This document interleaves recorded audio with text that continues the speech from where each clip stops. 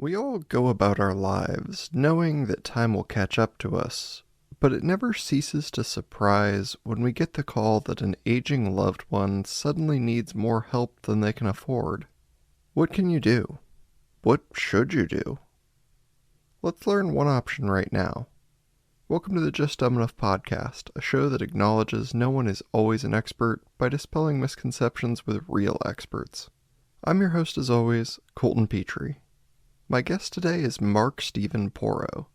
Mark comes from an interesting background of acting and business management, but what he brings to the show today is actually his experience being a caregiver, and why he believes it's something everyone should do when the opportunity arises in your own family.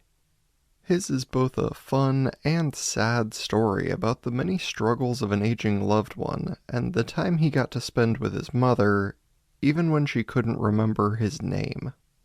If you enjoy the documentary style at the dining table type of story, you'll probably love this. Also, thank you for everyone that tuned into the last episode and celebrated the 2-year milestone with me. I hope you enjoyed the look back as well as a look forward to all the things still to come. Let's give a hand.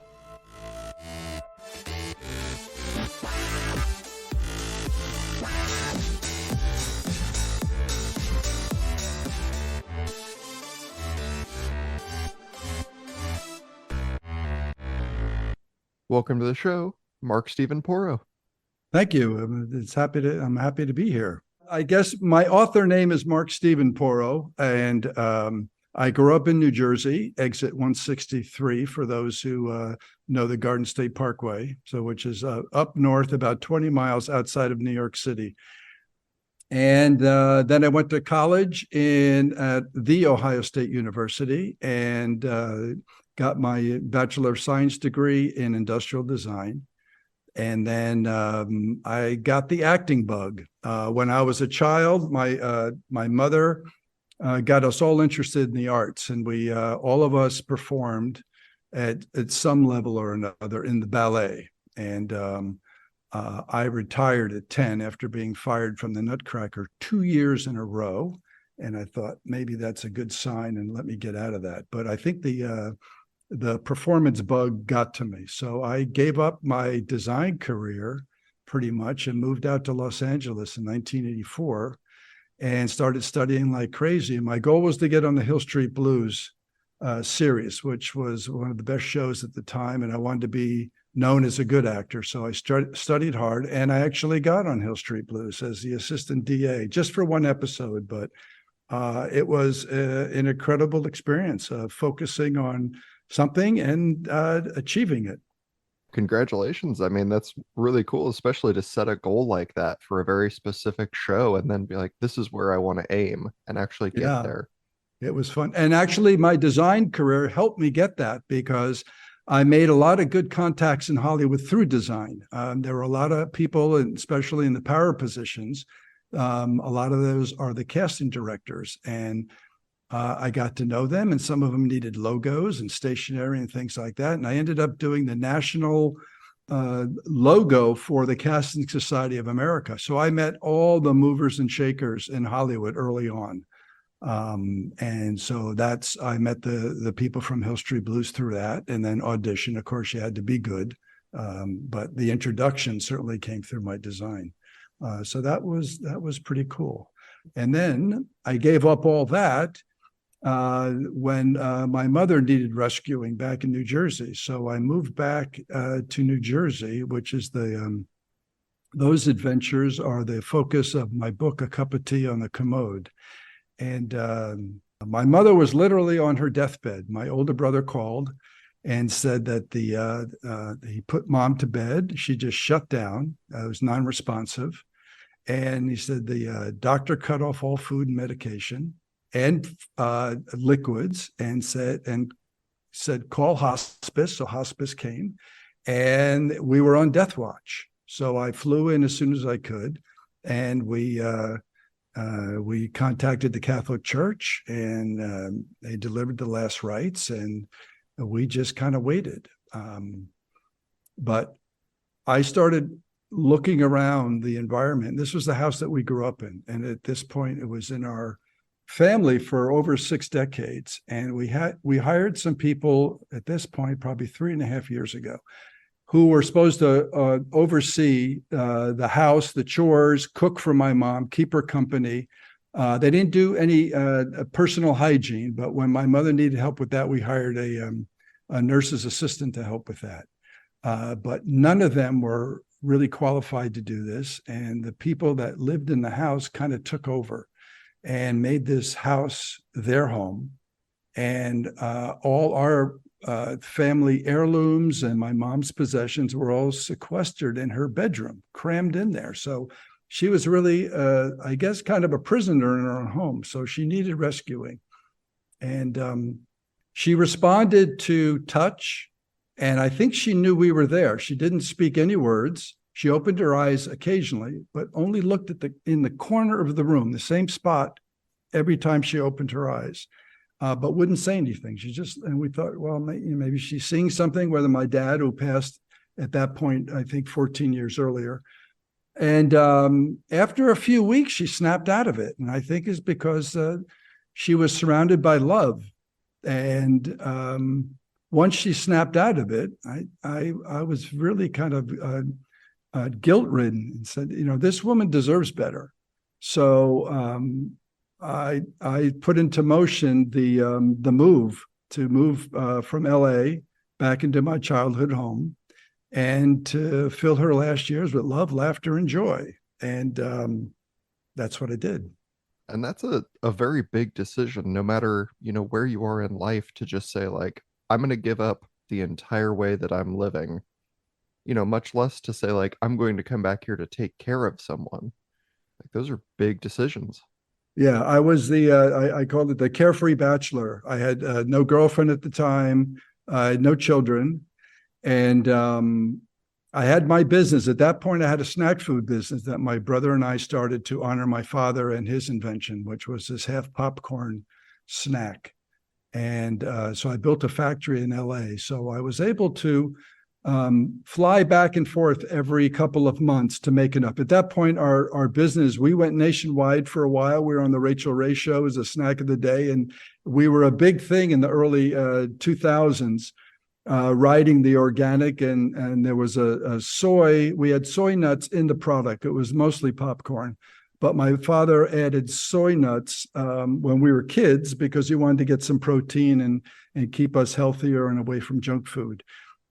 So we rode that wave and we were doing great. But at this point, you're competing with the big boys, and we were running out of money to compete with the big boys. So I was ready to kind of let it go at that point. So it was a big decision to move back, but I was able to come back and forth between the coasts to produce enough of the product to keep our current customers supplied.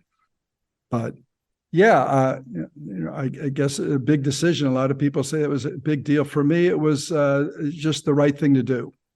So there was no second guessing. I just kind of had to figure out logistically how I could do it. But once I asked my mom if she wanted me to come back and take care of her, and once she said yes, that was it.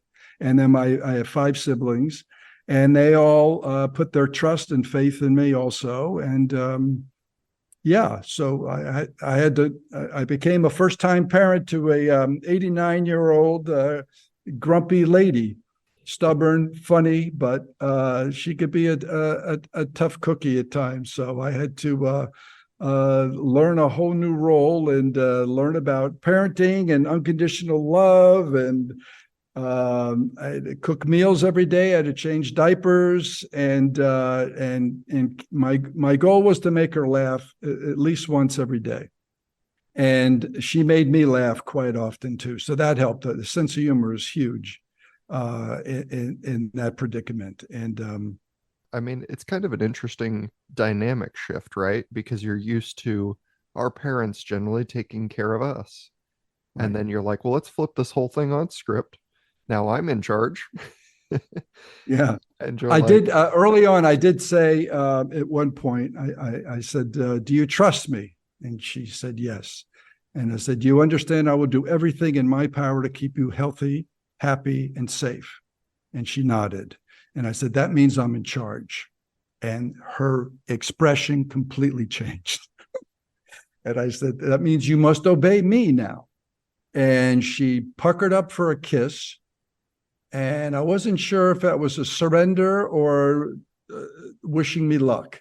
But it was very interesting. It was like, okay, I'm going to let you, do this to a point, but I'm still your mother. And she was very good at guilt tripping. So she was a master. They say Jewish mothers invented guilt tripping, but Catholic mothers perfected it. And I learned from one of the best. So I sometimes had to reverse that and guilt trip her so I could get certain things done. Yeah, that was her issuing you the challenge, like, well, good luck, here we go. Yeah, that's right. Yeah. Who is going to outlast who? Right. So how long did you spend taking care of your mother?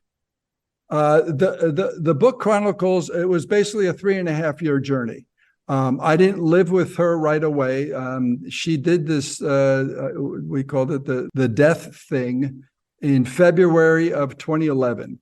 And so I stayed with her for several months, and we had hospice there for 6 months. Hospice comes and they're under contract for 6 months. But normally when hospice is called, there is a death waiting at the end of their time there. But once she snapped out of it, we kept hospice because I wanted to learn as much as I could from them, how to take care of mom properly. At that point, she had bed sores. You have to learn to change the bedding while the patient is in bed. So I wanted to learn how to do that properly. And so my younger sister and I were very good students. So we were sponges. We absorbed what we could. So when they left, we would be ready to take over if necessary. But also we had the person taking care of their mom's personal hygiene there, and she was a horrible student. And we found out later she was not even qualified to do this job. But my brother took pity on her, which I call him. I have a chapter in the book called My Brother Teresa. He will give anybody a break, whether qualified or not, if they're desperate. And so he can do that at work and stuff. But this was a bit of a bone of contention with us because our mother's life was on the line. And so between her, I call her Tammy, and the two people living upstairs who were overseeing the house supposedly, they were the Tweedledee and Tweedledum to avoid lawsuits. I had to get rid of them. And being an Italian from Jersey, I had options. But I had to be careful because I wanted to be around to take care of my mom. So we had to, I had to be somewhat diplomatic, and we made arrangements. And by Jersey law, I couldn't boot them all out at the same time. So we had to come up with a compromise, and also a compromise that would please my brother who hired them. So there was a little bit of a family tension there. But once they, I think, realized what I was doing and the quality of care shot through the roof, they yielded. And so once they were out of the house, it was just me and mom.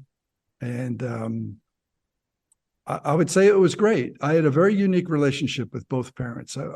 Being I guess, an actor and being curious my whole life, I got both of them my mother was a bit of a social girl. My father always said that, she could strike up a conversation with a tree. But my father was pretty shy, especially inside the house. Once he got out, he was pretty charming, but he was a pretty shy guy. And I got both of them to open up separately to me about their life, their relationship, because there was a lot of tension in their marriage. They were a Catholic couple, and it wasn't perfect. There was a lot of tension in the house, but they were Catholic, so that till death do they parted. And so I think with my mom, it was easy for me to take over that role. But then you've got to, you're looking at your mother's naked. You got to get over that. I mean, initially it's a bit of a shock. I mean, this was also the first time I think I saw her. She had full dentures, and she never let us see her without her teeth. And when she took them out, she was a completely physically different person. And I had to get over that and also convince her that it was okay to remove those in front of me because I have to clean them, and you need to rinse your mouth out and stuff like that in the morning and in the evenings. And So it was a bit of a shock, but you focus on the task at hand, and you get over it and move on. And the goal was to take care of her, and so I had to pretty much take on that role of being the I guess the nurse or the doctor or whatever who was not emotionally involved until after. Then I'd go up to my room or something and then deal with it later. Sometimes it wasn't so easy, but in front of my mom, it was everything is cool. Well, and that's quite a shift too that we've gone through because you had been called out and they said, like, this is it. She's on her deathbed. And then she starts to recover, and you're like, all right, I'm moving in full time. And then this, it goes from a very short time span to, several years. That's quite a shift to have to like jump into. Yeah. How long was that like adjustment period, do you think, where you're like, okay, I can now I can deal with the dentures, I can deal with bed changing, I can deal with some of the like the day-to-day stuff. Well, again, if you focus on the tasks at hand, which some of those were immediate, so you couldn't sit there and go, "Oh, how do I feel about this?" It was no. She needs juice. She's thirsty in the morning. She needs juice. She needs to get on the commode. Get her on the commode. The biggest problem I had, and I had a line in the book saying, when I started this journey, my mother ended up being the least of my problems because those people who lived upstairs they were there for another 7 months, and it caused a lot of tension. My mother was okay because she had a little bit of dementia at that point, so she didn't really deal with them too much. Definitely not emotionally, but she was just like, whoever's giving me juice is great. But they caused a lot of tension, and so to help me relieve my stress from them, I started renovating the entire house, but I did the basement first, which they had, again, like most of the rest of the house, took over completely with all their junk and stuff. So I did a lot of banging and ripping down walls and rebuilding and putting new plumbing in and redesign the whole basement while they were there. And then once they left, I continued with the rest of the house because another goal I wanted to do was not only restore my mom's dignity that was withered away with the 3.5 years from these people, but also I wanted to restore the dignity of her surroundings. And each time I finished a phase, I would, at that point, my mother could no longer walk. So I would carry her down to the basement and see the new basement. And she was just very delighted with that. And then when I finished, renovated the upstairs bathroom, it made it it was 2 bathrooms because we had 6 kids. So 3 girls and 3 boys. So my father had a girl's side and a boy's side bathroom. So I made it into one big bathroom with a huge bathtub, and I gave my mother her first bubble bath in years.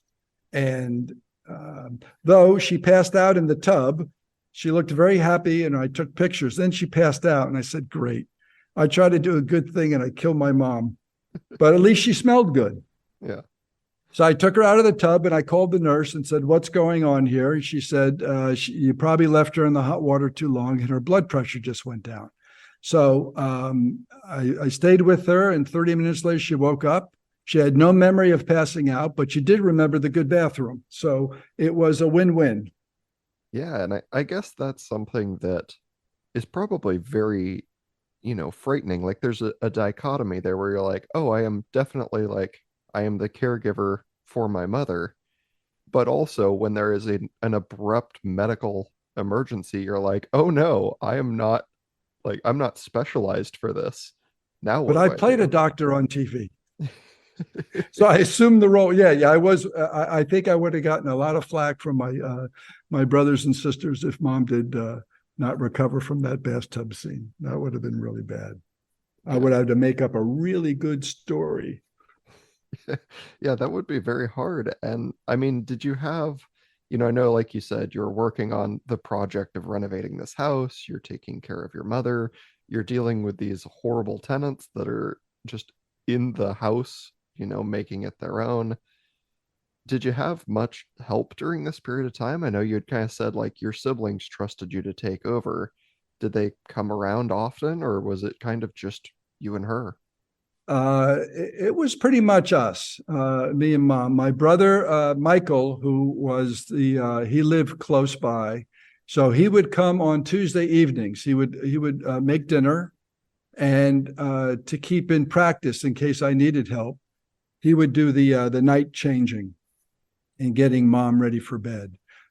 He wasn't the most gentle, and she was a good sport though. So the TLC is something he doesn't quite have.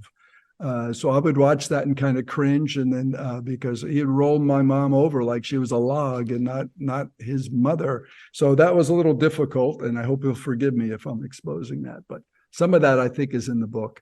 And then my younger sister, who was very good, she came out more often, but she lived in Michigan and she had her own 5 children. And she and her husband had their own design firm. So it was not easy for them. When I did go to California, I would go for 1 week at a time, pretty much for most of this journey. And my sister, oldest sister, who lived in California, would fly in and take over the role for me. So they were there at being as helpful as they could. I had the 2 middle children, my brother David, who lived in the same town, and my sister Carol, who lived at the Jersey Shore. So they were fairly close. They decided not to do the hands-on stuff. It wasn't, which was probably best anyway. But they did other things. David took care of mowing the lawn and plowing the snow in the winter and things like that. Carol would bring home-cooked meals and homemade gifts and treats for my mom and stuff like that. So everybody pitched in, I think, in the best way they could. And I also say in the book, all of us grew up with very strong opinions. So it's probably best to have less of us in the room making decisions, because friction will ensue if too many of us are there, because we all know best, and each of us is convinced they are the ones who are right. Yeah. You're like, we need one job manager for mother. Yeah. And they were great, because a lot of times I'm hearing, it's wonderful to hear these stories from people who have read the book and heard my story, and they share their personal stories and journeys with their parents and stuff. And a lot of them had issues with their siblings, especially. And we did pretty good. I think they all pretty much yielded, especially when they saw how well mom was doing. And she was certainly happy and didn't hide that fact from anybody. So I think they said, hey, he's doing a good job. Let's back off. And that sounds wonderful. I mean, to have like those, especially to get even more happy memories than, if everything had ended very abruptly, like you wouldn't have had any of that. But Right. were there also like, especially if she was kind of developing dementia or she had dementia, were there a lot of moments that were not quite such good memories? If there was any bad ones, out of her 6 children, the only one whose name she couldn't remember was mine. She had a wicked sense of humor, so I was never sure whether she was serious or not. But one morning I went in there, and I'm the guy who is basically 24/7 care. So I'm wiping her butt and getting her on the commode and doing all the ugly tasks and changing the diapers and stuff. And so one morning I went in there and she says, "So what is it I call you?" And I thought she was kidding, but the look on her face said, "No, she's serious." I said, "You have 6 children. Name your children." And she rattled off all 5 except for me. And I said, and she's looking at me, just completely blank. And I said, "Mark." And she said, "Mark. Is that with a C or a K?" And I said, "K. I'm your favorite son." So I have a chapter in the book that asks the question, does wiping a loved one's butt cause amnesia? And I have evidence that supports my case that says yes.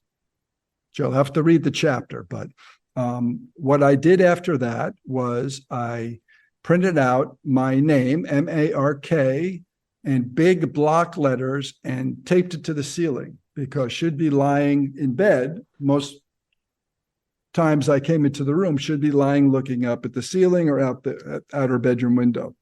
So when I would come in the room, she would say, hi, and look up to the ceiling for the reference, and then come back and go, Mark. And she was very happy. So that it became kind of a game. So I would try to see if she could remember my name without the visual aid. And so that was a fun little game we had back and forth, because I'd say, you cheated. She'd go, oh, no, I did not. I said, okay, I'm going to take it down. If that's what you want to do, I will take it down. And she said, okay, don't take it down. But after a while she did. And that was in the beginning. So and she had some very interesting visions early on. And most of them were happy though. But then she had other ones too. She insisted both of her parents passed before she was even married. And she insisted her mother was there to raise all 6 of her children and things like that. And insisted that I went to high school, as did all my siblings, on Long Island, where she went to school. And our high school was a 10-minute walk away, as opposed to an hour and a half car ride to Sewanaka High School, she said. So there were some interesting things, and I had to be careful. I didn't want to say, you can't say, no, you're making this up, or you're crazy or whatever. It's just like, no, I don't believe that's true. And I can show you pictures of it. So you have to, it's very interesting. So you have to, I think, empathy is a huge deal with this. You have to put yourself in their shoes, or in my mom's case, the non-slip safety socks, because she never wore shoes again either. Because it's you have to wind it down and be at their pace, do what they want when they want it, as best you can, unless it's detrimental to their health. When she first snapped out of it, she started with pumpkin pie. And she hadn't eaten in weeks. So she started with pumpkin pie. Then she went to sherbet. Sherbet was a favorite. 8 bowls of sherbet a day. Now, keep in mind, she was also still off all meds. So she's eating sugar. And then she moved on to oatmeal. But she was back. She was wide awake. I mean, she was on a major sugar high, a continuous one, but she was our mother and back, except for forgetting my name. It was wonderful. So we didn't want to change anything. And it wasn't until probably a year and a half or so later that we added digoxin for her heart. She had a pacemaker, and we wanted to make sure that her heart didn't race too much. So that's the only medication I pretty much she was on for that whole thing. And before that, she was probably on a dozen pills. You get the pills and you say, well, that's causing a problem. So let's counteract that with the opposite. And it's insane. And I don't want to go too crazy on the American medical approach. But boy, I mean, the big pharma has got too many fingers in the pie. And that was it for her. She was depressed a lot. Not a lot, but when she went to a dark place with that, and she would just shut down. She would never say anything really angry or anything, but she would be very stubborn and just stop. So she wouldn't eat at times and things like that. So we did give, at this point, we had a doctor who made house calls, which was lovely. And she said, we'll give her a mild antidepressant. That stuff didn't kick in right away, but that once it did, it was great. Because one day she asked me, she goes, why are you so good to me? I said, because you're my mother and I love you. She said, you're a good kid. And I said, the meds are working finally. So, but it's amazing that was it for the medications. So from like a dozen to 0. And she lived 3.5 more years. And most of those were pretty darn happy. She's like, yeah, you're a good kid. And you're like, if only you could remember my name.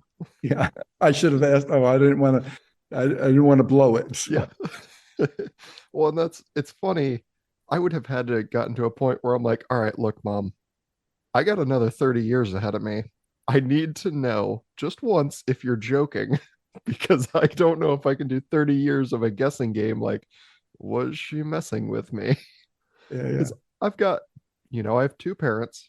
One of them is an absolute saint. She would never joke about any of that. She would be very easy to be like, oh, this is definitely like she's very serious. The other one would absolutely mess with me, especially if he knew he could. Yeah. Like that would be his favorite thing to do. So Yeah. I would have to know, like, all right, look, I got so much time left. I have got to know if you're kidding because Right. Right. I Yeah. don't Yeah. know if I can keep the guessing game. It's funny. So my dad was pretty sharp until the end. I got a similar call in 1997 from the same brother. Unfortunately, he was the deliverer of bad news, and he said, "Dad has 30 days from what the doctor says." So I flew home. I got there the next morning, and it ended up being only 8 days. But again, I stayed with him pretty much the whole time, and we had a great 8 days. But he was funny until the end, and at one point he wanted to maintain as much dignity as possible, so he never let anybody wipe his butt. That was his thing. I'm not going to let anybody do that, and so he managed to do it on his own. But the last time that we got him up on the commode, he had heart disease. So he was normally about 165 pounds, but now he was over 200 pounds with this water weight. So and it was dead weight. You got him up on his feet, and I'm holding up most of that weight. And so we get him over to the commode, and my mother would hold the toilet paper. And after my dad was finished, I stood him up, and he turns to my mother and says, "Give me 2 sheets." And my mother says, "2 sheets?" And he says, "I'm very accurate." And we all burst out laughing. I almost dropped him. But that was the last laugh that we all shared together, and one I still cherish every day. It just cracks me up. But, to the end, he was doing what he could to cheer us up. And it was lovely. With my mom, it was like, whatever you got to do it. No, I mean, it was, no problem. Though she still liked being the queen. At one point, I don't know where she got this, and maybe the other people who were taking care of her had this. But one morning I woke up, and they're long gone, so it's just me and mom. And I hear a little tingle, tingle, and I didn't get much sleep as it was. But so I wake up, and I hear this tingle, tingle, and I follow it down to my mother's room, and she's sitting in bed with this little bell, with the Queen Elizabeth look. And I said, "Did you just ring that to summon me? Tell me you did not do that." She said, "But of course I did." And I said, "And now I will take this bell from those royal fingers and retire it." And she says, "For God's sakes, why?" I said, "Because I am not here out of duty. I'm here out of love. I'm not your servant. I'm your son, whose name you can't remember." And, but it was funny because I don't know if she did that with the other people or not, but she was like, "Okay." And then there was another time where she said, again, "Why are you so good to me?" I said, "Because you're my mother and you deserve to be treated like a queen." And she burps. And I said, "But queens don't do that." And she says, "How do you know?" Which was a good question. That queens are like everybody else, except we don't usually see that or hear that. So it was good. It was a good time. It was sometimes very emotional. I did get stressed out a few times and said some things that I regretted before they actually landed on my mom. But that comes with the job, the stress. So one of the main things you got to do is you got to take care. The caretaker has to take care of the caretaker.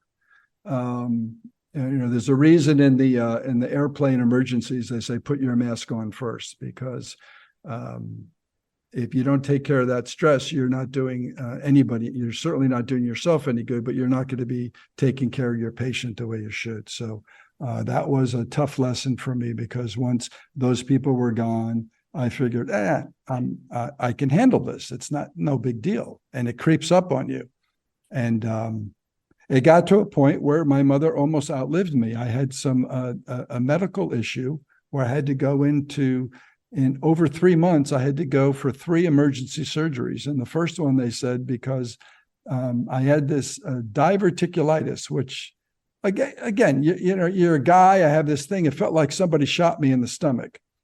But I said, no big deal. I'll worry about it. And I had a major fever that night. And the next day, it seemed to go away. So I figured we're okay. So then the next day it came back with a vengeance, and we did this back and forth for about 4 days. I finally, on a Friday, drove myself to the emergency room, and as soon as I mentioned the location, which was lower left, they said diverticulitis, and I had no idea what that was. And not only was it that, but it was perforated, meaning my whole body was infected now. And they said if I waited just a little bit longer, it would be in my bloodstream and I would have been gone. So that's an interesting reality. And the first thing in my mind is, who's going to take care of my mother? So I called my brother and, okay, one bad word. So I called my brother. I said, Mike, I'm in the emergency room and it looks like it's pretty serious. So we're going to have to get somebody to fill in for me for a few days. And I heard, oh, shit. And I wasn't sure if that was in response to my predicament or his, because he had to hire someone else now. But one good thing about that experience, I mean, I was in there. The first surgery wasn't too bad, but then I had to go in 2 weeks later to fix something they screwed up in the first surgery. So I had to go through another emergency surgery about 3 weeks later. But my goal the whole time was, I've got to get back to work. So I need to heal quickly. And again, goal setting, I guess it was an unexpected one, but I said, I got to get back and I got to take care of my mom. And then 8 months later, I got hit with another problem from the first two surgeries.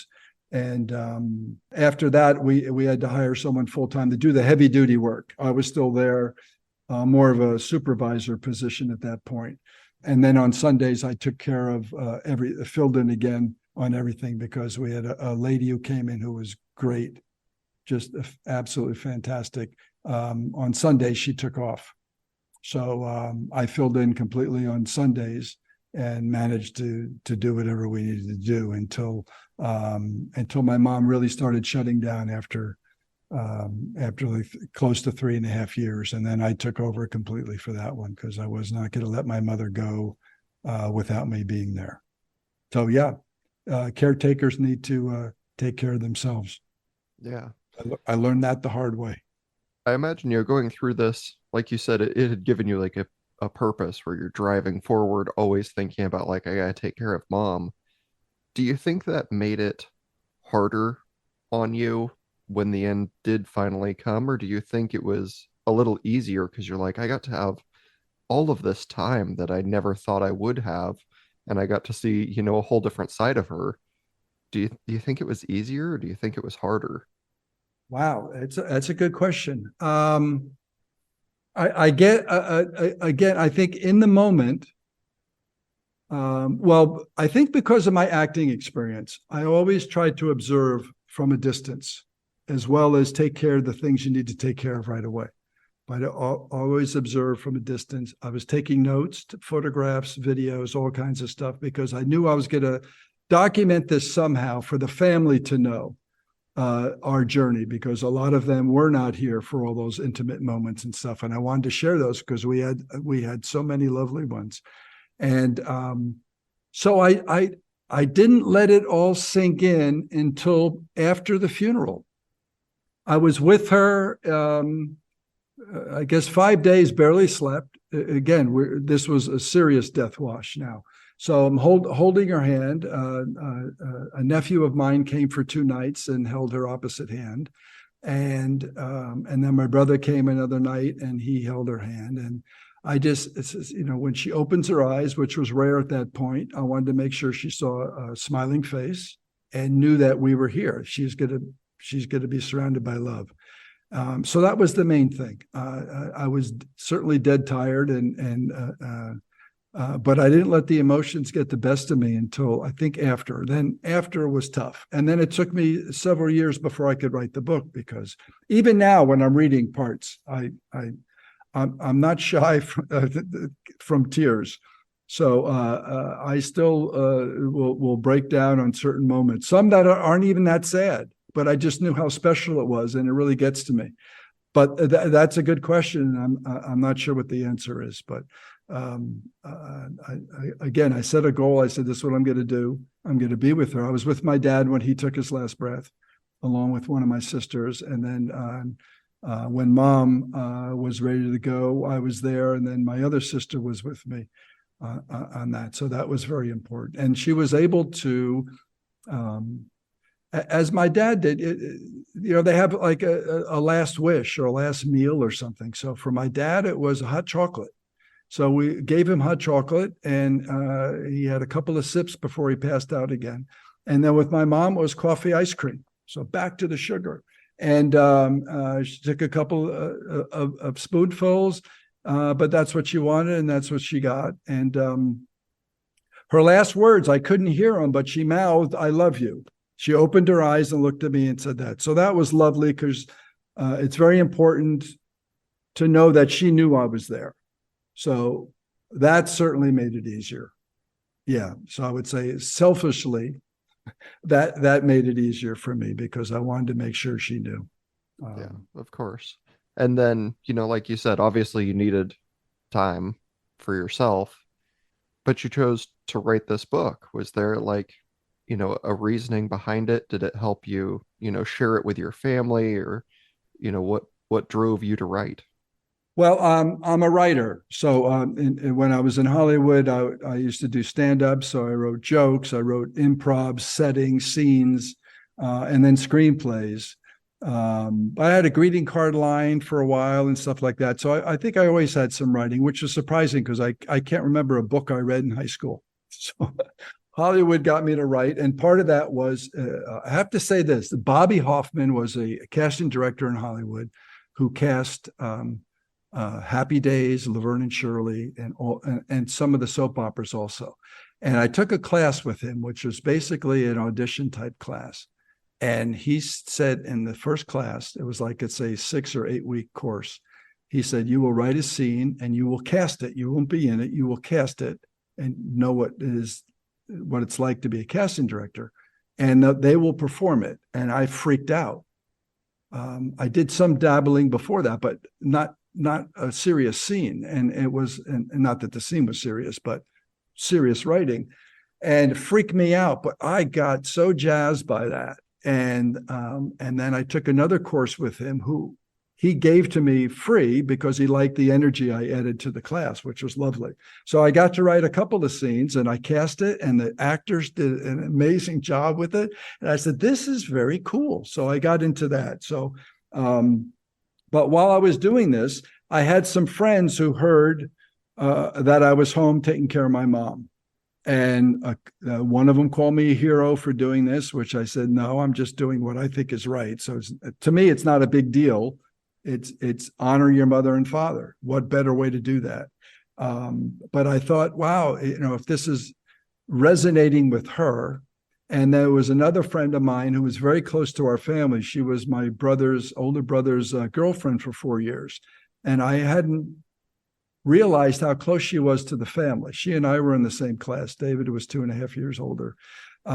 She contacted me and emailed me and said, I want to write your mother a letter. It's very important for me. And I said, great. Okay. I said, I don't know if I'll read it to her if she can't read it. I don't know how good her eyes are. Obviously, she doesn't remember my name. So I asked my mom, and this is a person, lovely, but my mother hasn't heard from or about in probably 45 years. So I said, Mom, do you remember Kathy? Oh, yes, I remember Kathy. And I'm like, yes, of course, because Kathy does not wipe your butt. So again, that's adding more evidence. So I knew I had something there. And also that, most of this caregiving falls on the daughters and on women in general. I think it's over 60 something percent. So it seems to be even more rare that a son takes this on. So that seemed to get people's attention. So I knew I had something there. And then writing it and structuring it and stuff was a long process. It took me a number of years. I didn't start seriously writing it until I moved to France, which was in 2016. So my mother passed in 2014. So it took at least a few years for that. And then those were still difficult. But I knew I had something, and my goal is to inspire others. But also, I've done a lot of documenting of family history for our family. I took my dad to Italy in 1995 to the little village that his father came from when he was 10 years old, and it had been 100 years since a Porro had been back to that village. And I shot a documentary of this thing. And I've got pictures of my dad knocking on his father's house door, which was remarkable. And in the backyard of that house, again, it's been 100 years. Now, there were some other people there, and I'm sure some more stuff in the backyard, but there was a lot of junk in that backyard. And my parents, especially my dad, were pretty much junk collectors. I call them the recyclers. Very rarely did anything ever leave our house. It was always there waiting for some kind of repurposing. So in the backyard of this house in this little mountaintop village in southern Italy, there was a pile of junk in the backyard. And I have my dad on camera picking up the junk and saying, "This must be why we don't throw anything out at home." It's in the genes. So I guess my grandfather and great-grandfather were recyclers also way before their time. Yeah, you're like, apparently it is genetic. Yeah. You can purge. I'm not a victim of that. I think my two brothers are, but no. I move. When you move often, you purge. So the purging is good. But so so I had a documentary of that. Then I wrote a screenplay loosely based on that trip, which had a lot of family history on it. And then I do these memory books for family members when they hit a big decade, 30, 40, 50, 60. I did it for my aunts when they hit 80. And so those are lovely because I invite other family members to chip in memories. And the reactions from the recipient are just amazing. So this was, I think, a normal extension of just memorializing family history. And there's a lot of stories that my siblings never knew about, which was interesting. I was waiting to hear their reactions. So they've all chimed in, and I think we're still good.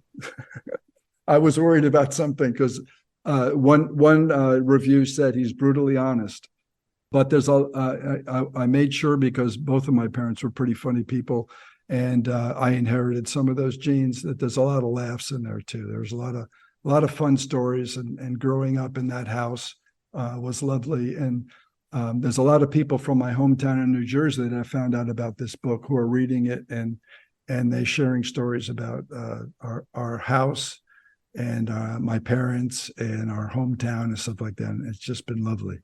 Wonderful. So now you've written the book, that's out, published. People are, like you said, they're reading it. You're doing shows like this one. Do you have a message in particular that you like to leave people with? Well, I have. I guess my motto is, and I'm not sure exactly when this came about, but it's how I live. I guess I find the joy. No matter what the situation is, you have a choice, and good or bad or stressful or whatever, find the joy in it. Focus on that, and boy, that just makes it so much easier. And not only does it make it easier for you, it makes it easier for those people around you, because there's a lot of time where people are all stressed out. If you could make them laugh, crack them up, do something to get their mind out of that, whatever that's causing that stress, just to think of something different. There was a lady one time, I was at visiting a friend's design firm in LA. And there was a neighborhood lady that apparently a lot of the people from this company parked and blocked her driveway quite often. So she was angry. And whenever she came to the front door of that office, it was right on Beverly Boulevard, they would all hide. And I was there one day, and someone just delivered a box of chocolates as a gift. It was like a printer, trying to, I guess, flatter the designer. So they usually bring gifts. So there was a box of chocolates, and this woman came in, and I saw everybody they were like cockroaches with the lights going on. They're just hiding. And then the woman just starts, "Someone, blah, blah, blah." And I looked at her. This is the first time I've seen her. And I said, "Madam, would you like a chocolate?" And her face completely changed. She had no idea what to do. She smiled and she said, well, I would love one, but I need to watch my weight. And I said, madam, I'm looking at you and you don't need to lose nothing. And I handed her a chocolate and she floated out of that building. And the rest of the people, they erupted in applause. And I just looked at them and said, there's no miracle here. Be nice to this woman. You guys apparently have caused problems. There's a way to handle that. Chocolate doesn't hurt either. Fantastic. Well, a great message to leave people with. And I want to make sure anyone that's heard this and has enjoyed it like I have has a way to find you and a way to find your book. So why don't you tell everyone where to do that? Well, the book is A Cup of Tea on the Commode. It's on Amazon and a lot of other online retailers. But if you want some more information, go to acupofteaonthecommode.org. Also, I have a YouTube channel with about 130 small teaser videos. A lot of them are very funny. And I'm on Facebook, LinkedIn. I do TikTok videos also, but the most popular ones are the Facebook and the YouTube channels if you want to watch the videos. But and currently it's on sale at Amazon for $3.15 off the paperback. But it comes a paperback, ebook, and also large print. And the audio book hopefully will be available close to Christmas time. Fantastic. Well, and if people go pick it up, as I always remind people, please, pretty please, leave a review, because a good review helps promote the books you like and the authors you like, and then more people can find them. Yes. Thank you for that. Yes. Well, and thank you for being here. I have appreciated your time immensely. This has been a great conversation. Just thank you for being here.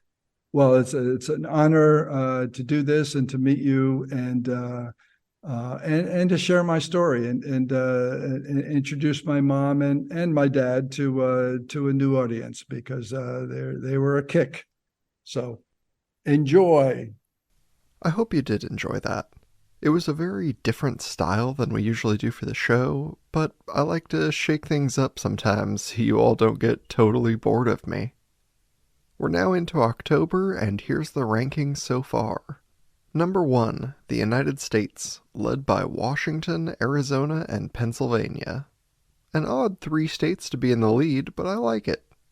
Number 2, the United Kingdom, with England just barely beating Northern Ireland. Number 3, Bulgaria. Welcome to the top 3. I fear I don't know enough about Bulgaria to pull off an inside reference, so share some things with me. Number 4, Canada, with an unusual tie between Alberta and British Columbia. It's good to see a different name up here for their first time in a long time. And number 5, Nepal. Welcome to the top 5. I'd be fascinated to hear how you found the show. Anyway, that's it for this week. Have a great weekend, and I'll see you all back here for the next episode. Until that next episode, please do all those things that help the show grow: rating, reviewing, liking, and subscribing. You can reach out to dumbenoughpodcast@gmail.com or on any of the social media pages if you want to reach me personally. But most importantly, stay dumb.